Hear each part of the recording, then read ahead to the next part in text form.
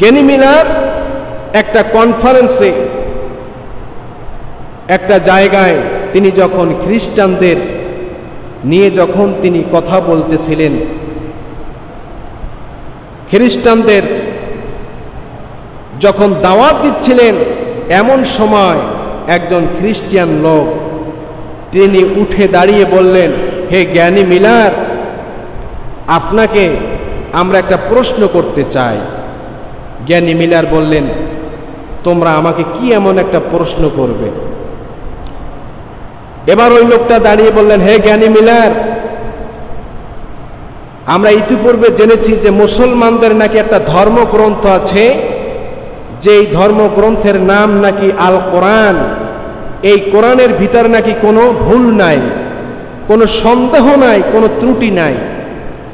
জ্ঞানী মিলার এবার চিন্তা করলেন যে আমি বিভিন্ন ধর্মের কিতাব আমি অনেক রিসার্চ করে আমি ভুল বাহির করতে আমি সক্ষম হয়েছি, সুতরাং আমিও আজ থেকে মুসলমানদের ধর্মগ্রন্থ আল কোরআন আজ থেকে আমিও রিসার্চ করব এবং মুসলমানদের কোরআন থেকে আমি সেই ভুলগুলো এক এক করে বের করব। জোরে বলেন না নাউযুবিল্লাহ।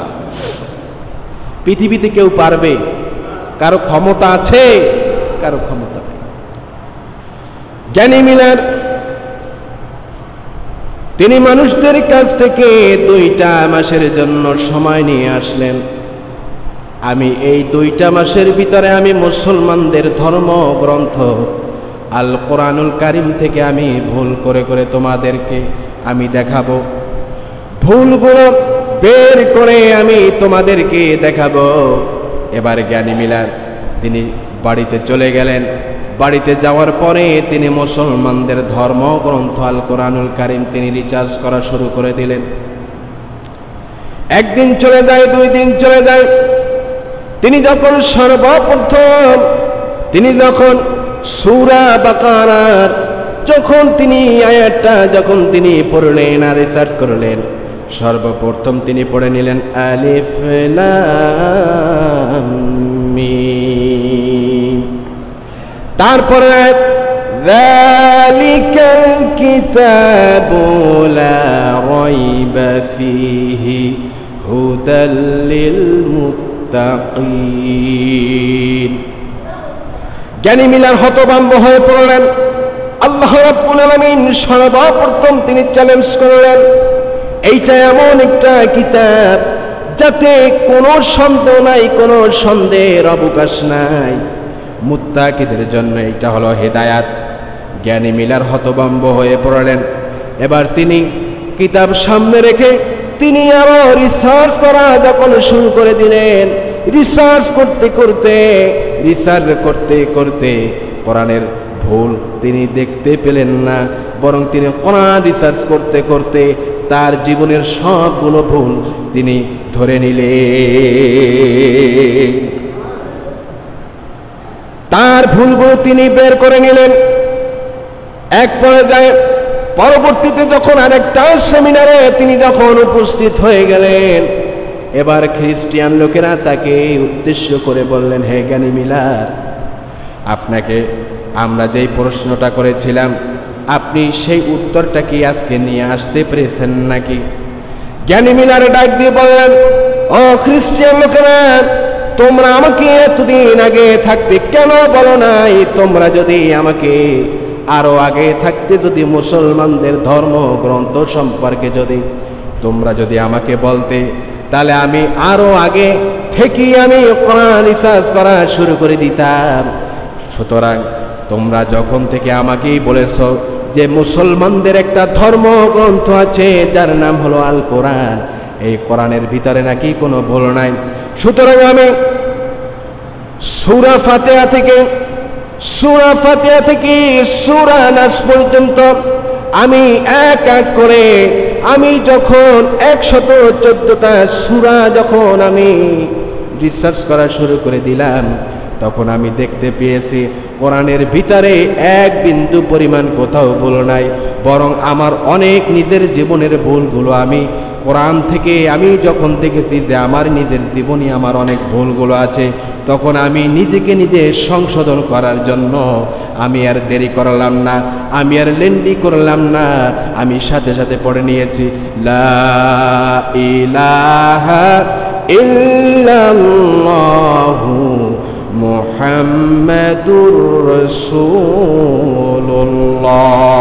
জোরে বলুন সাল্লাল্লাহু আলাইহি ওয়াসাল্লাম। সুতরাং এইটা এমন একটা কিতাব যেই কিতাবের ভিতরে এক বিন্দু পরিমাণ কোথাও কিন্তু কোনো ভুল নাই, কোনো সন্দেহের অবকাশ নাই। এই পৃথিবীতে অনেক মানুষ তারা কোরআনের ভুল ধরতে গিয়ে তারা নিজেদের ভুলগুলো খুঁজে খুঁজে বের করে নিয়েছে, আর তারা দেরি করে নাই, সাথে সাথে তারা কালেমা পড়ে মুসলমান হয়ে গিয়েছে। জোরে বলুন সুবহানাল্লাহ। সুতরাং কাফের বেঈমানেরা তারা কোরআন রিসার্চ করে করে তারা দিন দিন মুসলমান হয়, আর আমাদের ভিতরে এমনও কিছু মুসলমান নামদারি মুনাফিকের বাচ্চারা আছে যারা দিন দিন কোরআনের বিরোধিতা করে। আছে না নাই? আছে না নাই? আছে। সম্মানিত হাজিরিন আমার, সুতরাং এই কোরআনের ভিতরে কোনো সন্দেহ নাই, কোনো ভুলেরও কোনো সংশয় নাই, অবকাশ নাই। সম্মানিত হাজিরিন আমার, সুতরাং এই কোরআন মানতে হবে, এই কোরআন অনুযায়ী নিজের জীবনটা পরিচালনা করার দরকার আছে না নাই? এই কোরআন দিয়ে সমাজ চালানোর দরকার আছে না নাই? যেই কিতাবের ভিতরে কোনো ভুল নাই সেই কিতাব আপনার আমার আঁকড়ে ধরার দরকার আছে না নাই? আমি আপনি যদি এই কোরআন শক্ত করে যদি ধারণ করতে পারি, এই কোরআন যদি শক্ত করে যদি আঁকড়ে ধরতে পারি, তাহলে আপনাকে আমাকে যিনি জান্নাত দিবেন, চিৎকারে মরে বলুন তিনি কে? তিনি কে? আল্লাহ। সুতরাং এই কোরআনের রাজ কায়েমের আন্দোলন করার দরকার আছে না নাই? কোরআনের রাজ কায়েমের আন্দোলন করার দরকার আপনার আমার আছে না নাই? এই কোরআনের দাওয়াত যখন আল্লাহ রাসূল সাল্লাল্লাহু আলাইহি ওয়াসাল্লাম তিনি যখন মক্কার ভিতরে আনাচে কানাচে অলিতে গলিতে যখন দেওয়া শুরু করে দিলেন, এক পর্যায়ে দেখা গেল কাফের বেঈমানেরা সহ্য করতে না পেরে আল্লাহ রাসূল সাল্লাল্লাহু আলাইহি ওয়াসাল্লামকে শিয়াবে আবু তালেবের উপত্যকায় 3টা বছর থেকে 3.5 বছর তাকে জেলের ভিতরে আটকিয়ে রেখেছিল, যাতে করে আব্দুল্লাহর বেটা মুহাম্মদ যাতে করে ইসলাম ধর্ম প্রচার জানা করতে পারেন। শুধু তাই নয়, অসংখ্য সাহাবীকে আবু জেহেল, উতবা, সাইবা, উতাইবা তারা ধরে ধরে শিয়াবে আবু তালেবের ওই যে জেলখানা, সেই জেলখানার ভিতরে আটকিয়ে রেখেছিল। তারপরও সাহাবীরা যখন জেলখানা থেকে বের হয়েছে, আল্লাহ রাসূল সাল্লাল্লাহু আলাইহি ওয়াসাল্লাম যখন জেলখানা থেকে বের হয়েছে, একটা দিনের জন্য ইসলাম থেকে দিন থেকে পিছপা হন না। জোরে বলেন না সুবহানাল্লাহ। ইসলাম থেকে দিন থেকে এক কদমও পিছপা হন নাই, বরং আল্লাহর জমিনে আল্লাহর দ্বীন কায়েমের জন্য অসংখ্য সাহাবী তারা হিজরত করলেন, হাবশায় হিজরত করলেন। আমার দিনী ভাইরা, বিশাল লম্বা আলোচনা। আমার দিনী ভাইরা, শুধু তাই নয়, আল্লাহ রাসূল সাল্লাল্লাহু আলাইহি ওয়াসাল্লাম তায়েফের ময়দানে তিনি যখন আল্লাহর জমিনে আল্লাহর দ্বীনের যখন দাওয়াত দিয়ে যখন তায়েফের ময়দানে চলে গেলেন, ওই তায়েফবাসীরা পর্যন্ত আল্লাহ রাসূল সাল্লাল্লাহু আলাইহি ওয়াসাল্লামের ইসলাম তারা ত্যাগ করেন নাই, ইসলাম তারা গ্রহণ করেন নাই, বরং ওই তায়েফবাসীরা আল্লাহ রাসূল সাল্লাল্লাহু আলাইহি ওয়াসাল্লামকে তায়েফের ময়দানে 1টা বার নয়, 2টা বার নয়, 3টা বার জায়গায় আল্লাহ রাসূলকে তারা পাথর নিক্ষেপ করে বেহুশ করে দিয়েছিল। কথা বলেন ঠিক না বেঠিক?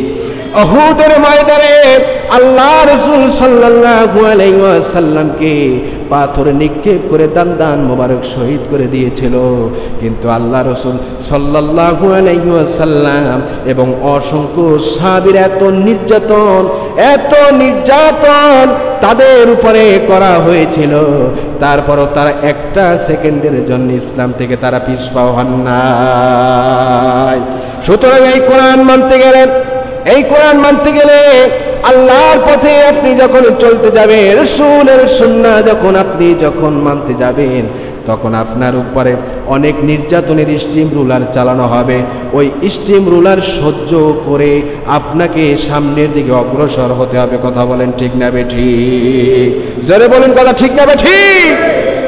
সম্মানিত হাজিরিন আমার, উহুদের ময়দানে আল্লাহ রাসূল সাল্লাল্লাহু আলাইহি ওয়াসাল্লামের অসংখ্য সাহাবীকে কাফের বেঈমানেরা দুনিয়ার জমিন থেকে তারা বিদায় করে দিয়েছে, কিন্তু একটা বারের জন্য সাহাবীরা ইসলাম থেকে দিন থেকে তারা পিছপা হন নাই।